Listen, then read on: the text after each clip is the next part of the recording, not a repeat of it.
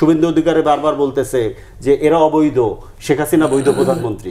এই খেয়াল করেন, তার মানে হচ্ছে ওদের একটা গোলাম পাচাটা সরকার ওরা এখানে চায়, এটা সে গোপন রাখতে পারতেছে না। বিজেপি হচ্ছে গিয়ে জায়নবাদের লোকাল এজেন্ট, জায়নবাদীদের যে প্রকল্প দক্ষিণ এশিয়ার গাঁজা বানাতে চায় বাংলাদেশকে। পশ্চিমবঙ্গে বিজেপি সরকার শপথ নিয়েছে এবং মুখ্যমন্ত্রী হচ্ছেন শুভেন্দু অধিকারী। তো বিজেপি ক্ষমতায় আসার কারণে বাংলাদেশ ভারতের বা বাংলাদেশ পশ্চিমবঙ্গের সম্পর্কে কী ধরনের প্রভাব পড়বে? পশ্চিমবঙ্গের যে নির্বাচন, এই নির্বাচনের মধ্য দিয়ে আমাদের এখানে আসলেই আরও অস্থিতিশীল পরিস্থিতি তৈরি হওয়ার সম্ভাবনা তৈরি হয়েছে, আশঙ্কা তৈরি হয়েছে। শুভেন্দু অধিকারী গত 1.5 বছরে কিংবা গত 2 বছরে তার যে বক্তব্য যদি আপনি শোনেন, হাসিনার পতনকে কিংবা আওয়ামী লীগের পতনকে সে তার ইলেকশনে জেতার একটা কার্ড হিসেবে ব্যবহার করছে এবং সে প্রথম থেকেই জানতো যে এইটাকে সে ইস্যু করবে। এরপরে সে কি করলো, এখানে একটা বাংলাদেশি খেদাও এবং মুসলমান ঘৃণার একটা জোয়ার তুললো। এরপরে শুরু হলো ইলেকশন ইঞ্জিনিয়ারিং। আপনি খেয়াল করে দেখেন, 105টা আসন যেই ব্যবধানে জিতছে, ওইখানে বাদ পড়া ভোটারের সংখ্যা প্রত্যেকটা আসনে বেশি। তার মানে এই 105টে যদি ওই ভোটাররা বাদ না পড়তেন, তাহলে এখানে রেজাল্ট হয়তো বা ডিফারেন্ট হইতো। তার মানে এইটা পুরো একটা প্রজেক্টের অংশ এবং এই প্রজেক্টের ভেতরে অনেকগুলো জায়গা আছে। একটা হচ্ছে যে শুভেন্দু অধিকারী বারবার বলতেছে যে এরা অবৈধ, শেখ হাসিনা বৈধ প্রধানমন্ত্রী। এই খেয়াল করেন, তার মানে হচ্ছে ওদের একটা গোলাম পাচাটা সরকার ওরা এখানে চায়, এটা সে গোপন রাখতে পারতেছে না। আর একটা কথা খুব গুরুত্বপূর্ণ, সেটা হচ্ছে শুভেন্দু অধিকারী এই কথাও বলেছে যে বাংলাদেশকে গাজার মতো শিক্ষা দিতে হবে।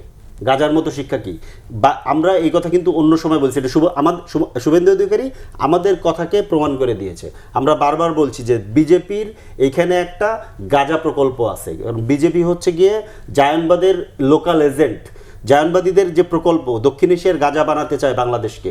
3 দিক থেকে কাঁটাতারের বেড়া দিয়ে ঘেরা থাকবে, বর্ডারে মানুষ মারবে, পানি আটকে দিবে, আমার রাজনীতির উপরে নিয়ন্ত্রণ করবে, আমার অর্থনীতির উপরে নিয়ন্ত্রণ করবে। এখানে কে সরকারে থাকবে? ইভেন আপনি দেখছেন যে এই এমপিরা এসে বলছে যে আমি দিল্লি থেকে নমিনেশন নিয়ে আসছি, এই পুরো নিয়ন্ত্রণটা তার হাতে থাকবে, কিন্তু এখানকার মানুষের কোনো দায়িত্ব নেবে না। This is Gaza model. ও যখন প্রয়োজন হবে এটাকে ঘুরাই দিবে। গাজাকে কি করা হয়েছে, শ্মশান বানানো হয়েছে, এটা আমরা জানি। তো এই যে বিজেপির যে প্রকল্প, এই প্রকল্প এখন ধরেন পশ্চিমবঙ্গে এসে আমাদের পশ্চিম বর্ডারে নক করতেছে। এইটার মধ্য দিয়ে যেটা হয়েছে যে বাংলাদেশে আজকেও ধরেন গতকালকে হয়েছে, আজকেই ব্রাহ্মণবাড়িয়া সীমান্তে আবার দুইজনকে হত্যা করা হয়েছে।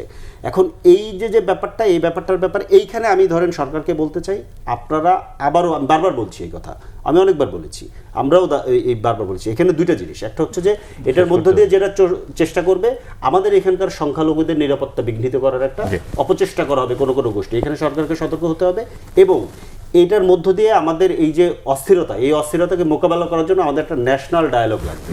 ন্যাশনালি এটা আমাদেরকে মোকাবেলা করতে হবে যে কীভাবে আমরা এই ইস্যুকে ডিল করবো। এটা আমাদের ন্যাশনাল কোশ্চেন। এমনিতে বিএনপির সাথে আমার দূরত্ব থাকবে, আবার আমরা একসাথে বসবো, জামাতের সাথে বিএনপির দূরত্ব থাকবে, একসাথে বসবো, কিন্তু এই ইস্যু ন্যাশনাল ইস্যু, কারণ এটা আমাদের একদম ভূখণ্ড এবং সার্বভৌমত্বের প্রশ্ন। এই প্রশ্ন আমাদের ন্যাশনালি ডিল করতে হবে এবং এই প্রশ্নকে গত 20 বছরে আওয়ামী লীগ একদম পুরোপুরি বিজেপির হাতে তুলে দিয়েছিল কিংবা দিল্লির হাতে তুলে দিয়েছিল। সেই জায়গা থেকে আমাদেরকে বেরোতে হবে যে আমরা কিভাবে বেরোবো, সমতার ভিত্তিতে, মর্যাদার ভিত্তিতে, ন্যায্যতার ভিত্তিতে।